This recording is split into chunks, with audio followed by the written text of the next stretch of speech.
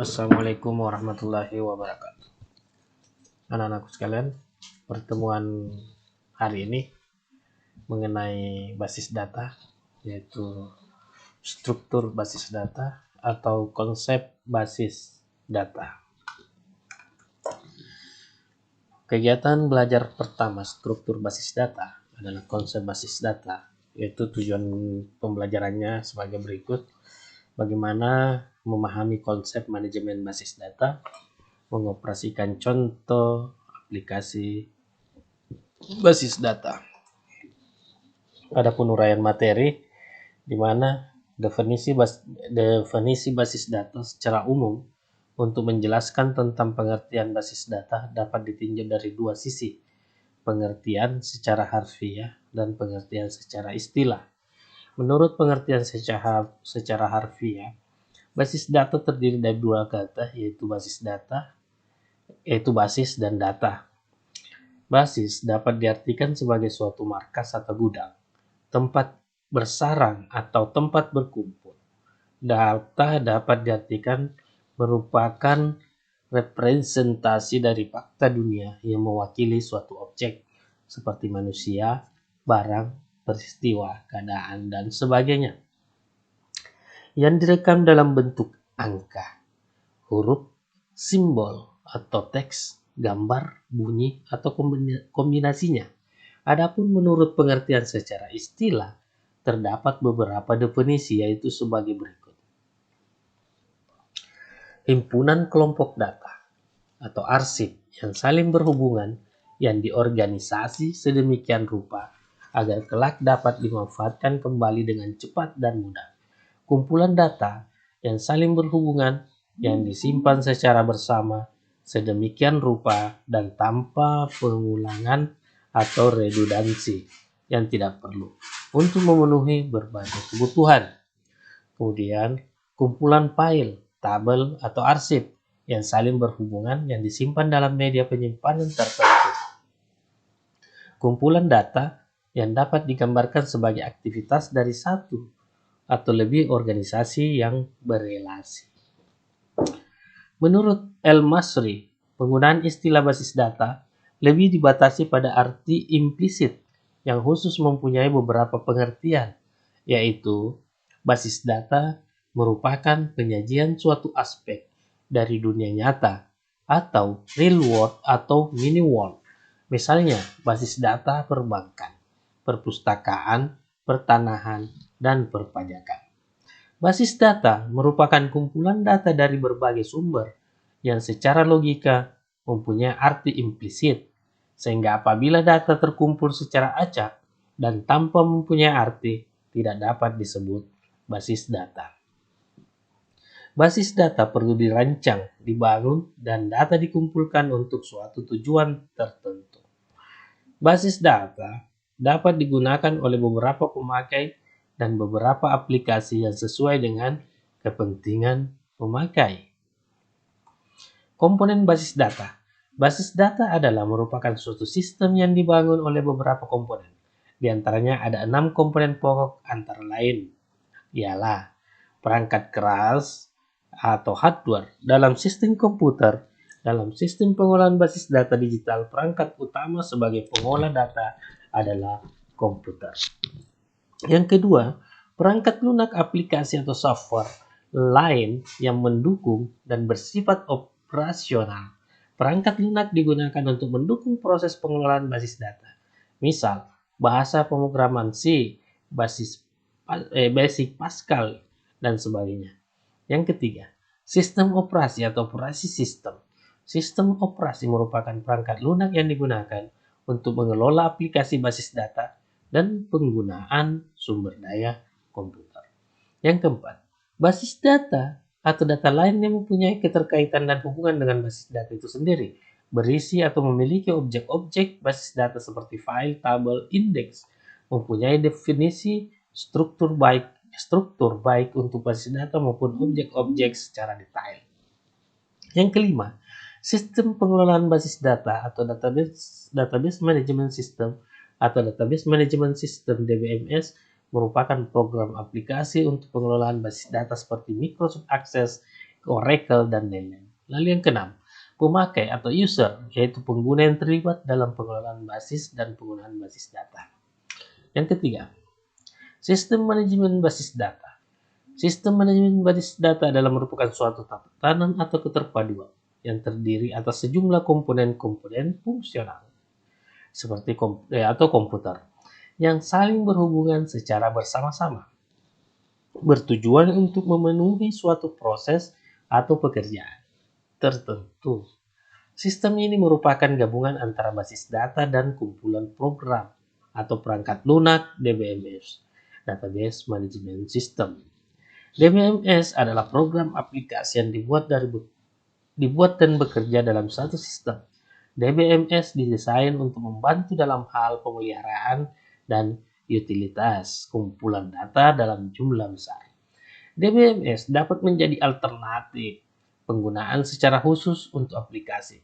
Misalnya, penyimpanan data dalam file dan menulis kode aplikasi yang spesifik untuk pengaturannya. Kumpulan file atau tabel yang saling berhubungan di sebuah komputer dan sekumpulan program yang memungkinkan beberapa pemakai atau program lain untuk mengakses dan memanipulasi file-file atau tabel-tabel tertentu. Bisa dilihat gambar konsep basis data dan DBMS, di mana pemakai atau pemrogram user memakai program aplikasi, perangkat lunak memproses program, perangkat lunak mengakses data. Disinilah definisi data, basis data, SMBD-nya itu sistem basis datanya. Ya, kita bisa lihat alurnya. Keempat, tujuan dan manfaat penggunaan basis data atau kesuksesan suatu organisasi bergantung pada kemampuannya menangkap data secara akurat dan tepat waktu. Hal tersebut berkaitan dengan operasi dan pengaturan data secara efektif, maupun penggunaan data untuk keperluan analisis untuk kebutuhan pendukung keputusan. Kemampuan untuk mengatur atau mengolah sejumlah data dan kecepatan untuk mencari informasi yang relevan adalah aset yang sangat penting bagi suatu organisasi untuk mendapatkan himpunan data yang besar dan kompleks. User harus memiliki alat bantu atau tools yang akan menyederhanakan tugas manajemen secara tepat waktu. Beberapa tujuan penggunaan basis data adalah sebagai berikut.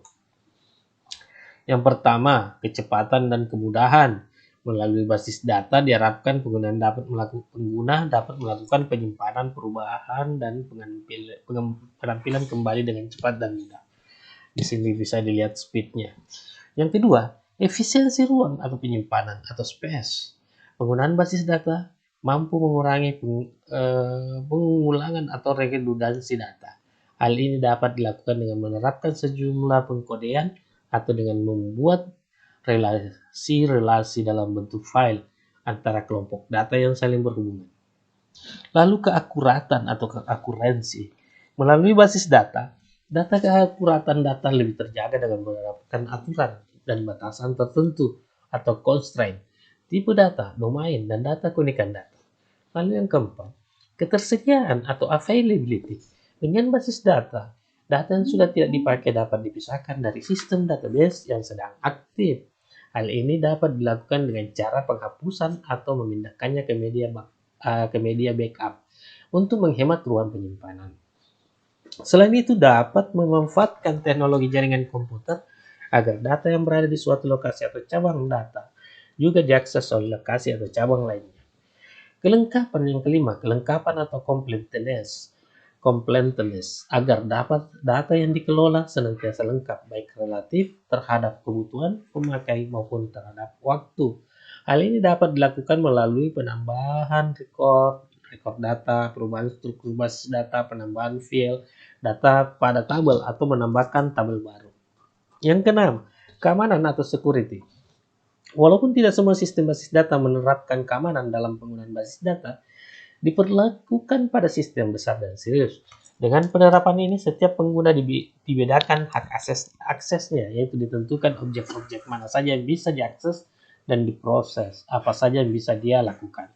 Kebersamaan yang ketujuh, kebersamaan atau shareability. Shareability agar data yang dikelola oleh sistem mendukung lingkungan multi-user banyak pemakai dengan menjaga atau menghindari munculnya problem baru seperti inkonsistensi data karena terjadi perubahan data yang dilakukan oleh beberapa user dalam waktu yang bersamaan atau kondisi deadlock karena ada banyak pemakai yang saling menunggu untuk menggunakan data. Yang kelima, pengguna dalam basis data pada tingkat pemakai database dikelompokkan menjadi beberapa tingkat pemakaian, yaitu antara lain sebagai berikut. Yang pertama, database administrator. Ialah manusia yang mengorganisasi seluruh sistem basis data atau database administrator ini memiliki tanggung jawab penuh dalam manajemen database, meliputi pengaturan hak akses, koordinasi, dan monitoring, serta bertanggung jawab terhadap kebutuhan hardware dan software. Dalam pekerjaannya biasanya dibantu oleh staf admin. Yang kedua, database designer adalah manusia yang bertugas merancang dan mengembangkan database. Database designer bertanggung jawab dalam identifikasi data yang tersimpan dalam database, menentukan struktur data yang tepat untuk disimpan dalam database. Database designer memerlukan koordinasi dan kebutuhan user database. Application programmer ialah pengguna yang berinteraksi dengan basis data melalui data manipulation language atau DML. DML meliputi program yang ditulis dalam bahasa pemrograman induk yang dipakai. End user adalah pengguna yang memanfaatkan atau membutuhkan akses ke database melalui query, menambah, merubah, menghapus, maupun membuat report database. And as user dapat dikategorikan casual end user atau pengguna tak tetap atau user mahir, pengguna yang tidak selalu mengakses database tapi kadang memerlukan informasi terbaru, berinteraksi dengan sistem tanpa modul program, hanya menggunakan query untuk akses dan manipulasi data yang telah disediakan oleh DBMS. Kemudian native atau parametric end user atau user umum, pengguna yang pekerjaan selalu konstan yaitu melakukan query dan update data, misalnya bank, teller, pegawai reservasi. Pengguna ini berinteraksi dengan sistem melalui pemanggil atau program aplikasi permanen atau executable yang telah dibuat sebelumnya oleh programmer. Kemudian user khusus, spesialis user, pengguna yang menulis aplikasi basis data non-konvensional untuk keperluan khusus yang bisa saja mengakses basis data dengan atau tanpa DBMS yang bersangkutan. Kemudian, sophisticated end users, pengguna yang melengkapi kebutuhan database user seperti engineer, scientist, business analyst. Lalu, standalone user, pengguna user yang mengelola personal database. Yang kelima, sistem analis, ialah pengguna yang merancang dan menentukan kebutuhan sistem. Kemudian yang keenam, application programmer, software engineer, ialah pengguna tanggung jawabnya berhubungan dengan kebutuhan koneksi database. Lalu yang ketujuh, worker behind and scan, ialah pengguna yang tidak tertarik pada database tapi lebih cenderung pada membangun database atau kebutuhannya menggunakan alat bantu. Pengguna ini dibedakan menjadi DBMS bagian A, DBMS System Designer dan Implementer. Bisa dilihat pengertiannya adalah pengguna merancang dan mengimplementasikan modul-modul dan interface menggunakan paket-paket software DBMS seperti modul, katalog, pros, query, length, pros, interface, access, buffering, data controlling, currency handling, data recovery dan security interfacing. Interface for integrated system.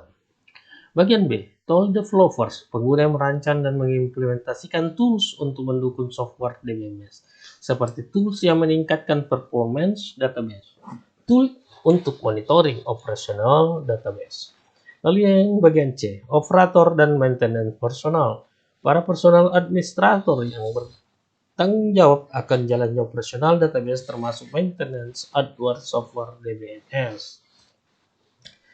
Lalu yang keenam, operasi-operasi dasar manajemen basis data. Operasi-operasi dasar yang dapat kita lakukan berkenaan dengan basis data adalah sebagai berikut. Bisa dilihat pertama, pembuatan basis data baru atau create database adalah proses yang identik dan pembuatan lemari arsip yang baru. Yang kedua, penghapus basis data atau drop database adalah proses yang identik dengan perusakan lemari arsip sekaligus beserta isinya jika ada. Lalu yang ketiga, pembuatan tabel baru ke suatu basis data atau create tabel yang identik dengan penambahan map arsip baru di sebuah lemari arsip yang telah ada. Yang keempat, penghapusan tabel dari suatu basis data atau drop tabel identik dengan perusakan map arsip lama yang ada di sebuah lemari arsip. Yang kelima, penambahan atau pengisian data baru di sebuah basis data atau insert identik dengan penambahan lemari arsip di sebuah map arsip. Lalu yang keenam, pengambilan data dari sebuah tabel atau retrieve atau search identik dengan pencarian lembaran arsip dalam sebuah map arsip. Ketujuh, perubahan data dalam sebuah tabel atau update identik dengan perbaikan isi lembaran arsip yang ada di sebuah map arsip. Yang kedelapan, penghapusan data dari sebuah tabel atau delete identik dengan penghapusan sebuah lembaran arsip yang ada di sebuah map arsip. Pengenalan file tabel record dan file di dalam manajemen basis data. Data disimpan dalam bentuk berkas atau file. Berkas adalah himpunan seluruh rekor data atau sisi baris yang bertipe sama suatu tabel atau entitas dalam basis data relasional digunakan untuk mendukung antarmuka komunikasi antara pemakai dengan para profesional komputer. Gambar di bawah ini menjelaskan contoh penempatan data mahasiswa dalam tabel MHS. Bisa dilihat data-data pada tabel MHS mahasiswa, di mana ada nama, alamat, kota, dan jurusan. Jadi bisa dilihat pada bagian kanan itu adalah rekor atau baris, bagian atas ada field atau kolom, ditunjuk oleh garis. Rekor atau baris atau dalam istilah model relasional yang formal disebut dengan tuple adalah kumpulan data yang terdiri dari satu atau lebih suatu field. Pada setiap baris-baris ini tersimpan data-data dari subjek tabel yang bersangkutan.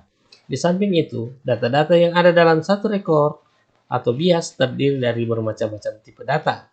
Penjelasan tentang tipe data dijelaskan pada bab selanjutnya. Contoh bentuk data yang terletak dalam satu rekor diperlihatkan dengan latar belakang hitam seperti gambar di bawah ini. Nah ini, gambar data satu rekor di tabel MHS. Bisa dilihat yang ditandai hitam. Field atau kolom atau dalam istilah model relasional yang formalnya disebut atribut adalah kumpulan data yang mempunyai atau menyimpan yang sama sejenis untuk setiap pada tabel. Yang perlu diperhatikan bahwa urutan data fisiknya dalam suatu kolom untuk tiap-tiap baris tidak memiliki arti sehingga data-data tersebut tidak berpengaruh walaupun diubah. Contoh bentuk data yang terletak pada satu field atau kolom diperlihatkan dengan latar belakang hitam seperti pada gambar di bawah. Nah ini ya, data-data pada satu field nama di tabel mahasiswa. Oke, lanjut. Jadi, adapun tugas mengoperasikan aplikasi basis data sebelum mengerjakan tugas. Dalam kegiatan ini, peserta didik akan mengamati uraian materi, konsep basis data, dan mengoperasikan contoh basis data. Contoh aplikasi basis data disediakan oleh guru atau teknisi. Jadi ini adalah tugas bagi anak-anakku sekalian, bagaimana jalankan contoh aplikasi basis data yang disediakan. Amatilah layanan atau operasi basis data yang disediakan oleh operasi tersebut. Lalu kita bisa lihat bagian kedua 3 sampai ke 10.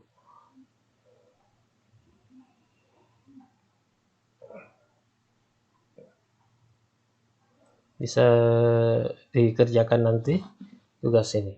Oke. Nah, aplikasi data yang digunakan oleh Microsoft Access. Jadi tugas tersebut, jadi anak-anakku sekalian, tugas tersebut menggunakan aplikasi yang ada pada Microsoft, yaitu Microsoft Access. Buat video dan kirim ke channel masing-masing. Kemudian link kirim komentar video Bapak. Oke, itu saja mungkin. Terima kasih. Assalamualaikum warahmatullahi wabarakatuh dan selamat bekerja.